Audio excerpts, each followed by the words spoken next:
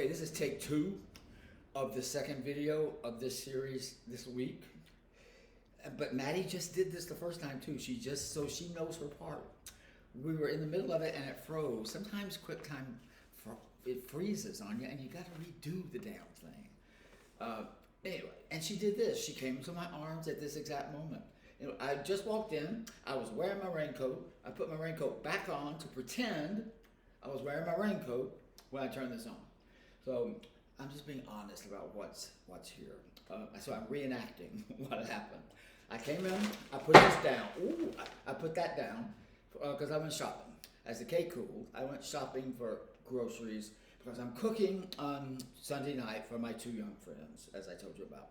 Yes, I'm that type of old man now who refers to my young friends. I have a cat who wants her groceries. So I'm making on Sunday puttanesca chicken for 2 of us and puttanesca swordfish for the other guy who doesn't eat meat.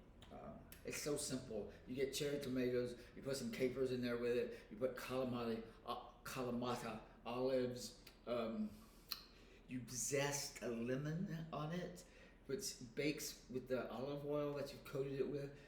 It's the lemon that makes it amazing, just amazing. And it's so simple to make, and it's so delicious. It's my favorite chicken dish, or a swordfish dish. Isn't that right, Matt? Yeah. So anyway, I went shopping for all the ingredients and some vegetables. I'm gonna serve it with like asparagus, maybe some new potatoes or jasmine rice. I'm not sure which. I will ask my guests. I'll give them some agency. Anyway, here's the cake. I wish it had risen a little more, but it didn't. But I tasted the scrape when it stuck a little bit to the bottom of the pan. I tasted it, and it's good. It tastes good. I'm about to put the glaze on it, but I need my hands. Look at Maddie. Look. No, I need my hands, Maddie. Okay. At this point, last time I took my coat off. Oh. Okay. So, as I was walking to the grocery store, I remembered why I remembered doing time on Maple Drive. Maddie said, off the computer. Maddie sees herself. Okay. Hey Matt. There we go. Okay. God, you look huge, Maddie. She shape shifts like this damn cake. The cake should have risen, but sometimes cakes fall flat. I think cakes have a mind of their own. They shape shift. I was walking, remembering why I remembered doing time on Maple Drive, because I did an interview with William McNamara for Interview Magazine. I also think I talked about it because Fox Television did it, and it was so controversial at the time, and risk-taking to do that movie. Abortion was in it, having an abortion, homosexuality was in it, addiction was in it. It was an indictment, sort of the American family who stuffs everything in the closet.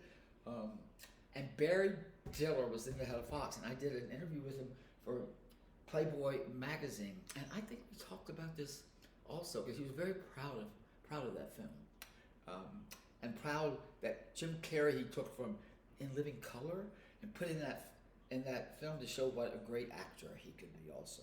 So yeah, that's why I remember that. So I'm gonna put this very thick glaze on this cake. I hope it's gonna be good. I've never made one and I've never tasted it. So we're gonna do a glaze on it and see how this works. It's very thick. It's almost like an icing. Oh, let's just go wild. When I look over here at the ooh, I made a mess there. Well, let's just make a mess. I can clean it up. Glazes are supposed to make a mess. When I look over here at my computer that's taping me on QuickTime, if it doesn't freeze this time, I have it stacked. There are books underneath, stacked on my stool, so it'd be even with me. And the two top books are Price of the Ticket by James Baldwin and Flannery O'Connor's Habit of Being, her edited letters, her correspondence. So when I finished that last video, I think you could tell I was a little verklempt. And sometimes when I'm feeling that way, I go to the Habit of Being and her letters, because I love Flannery O'Connor. And I just opened it up like it's a Bible. Like I used to just open up the Bible and read whatever page came up like that was God's will. So I opened up that book, and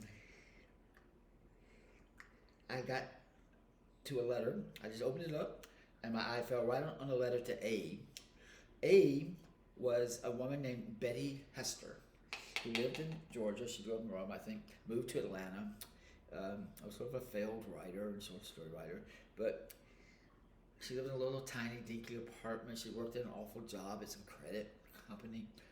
But she wrote to Flannery O'Connor, and Flannery O'Connor was amazed by this woman's intellect and was immediately curious about her. And they corresponded for like 9 years. And Betty was very private. She'd been in the Air Force. She was dishonorably discharged because of a lesbian affair. She was a lesbian. She was an alcoholic. Through Flannery, she became a Catholic, and then she lost her faith and was an agnostic, which upset Flannery because Flannery was deeply Catholic. She went to Mass every day, and then she wrote. She believed in God, and she believed in the devil. That was Flannery. But in this letter to A, Betty Hester, who, the day after Christmas in 1990 something, she was 74, I think, she killed herself. She shot herself. She killed herself. And Flannery died at the age of 39 of lupus after operation for something else. But in that letter, Flannery refers to some review of her work that Betty sent her to talk about it.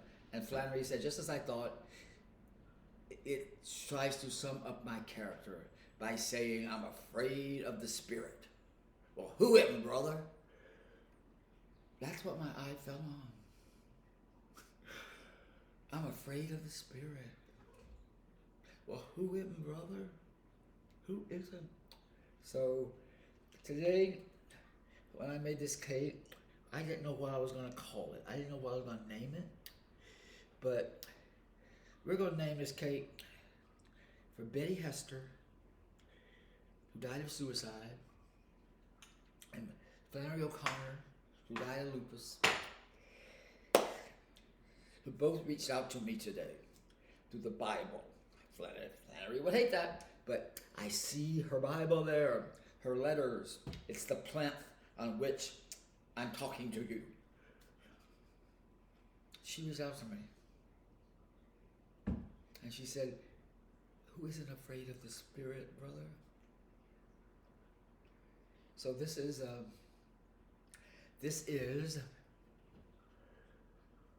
the Betty Flannery Cake. This is for you, Flannery. This is an offering. This is for you, Betty. This is an offering. I felt your spirit. But your spirits today, I wasn't afraid of them. I welcome them. Now I'm going to cut this cake and give the first piece, as is the ritual, because Flannery loved a ritual. Baking is a ritual. Giving it away is a ritual. Kindness is a ritual. I'm going to go downstairs and give it to my downstairs neighbor, because that is what I do with my cake. So let's cut this thing. I'm going to use a big knife. It's a big knife ritual. Okay, let's cut it. See what it tastes like.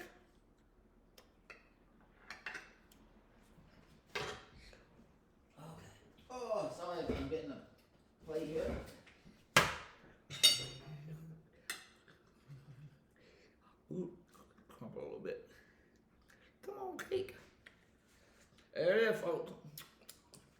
Cinnamon maple Betty Flannery Cake.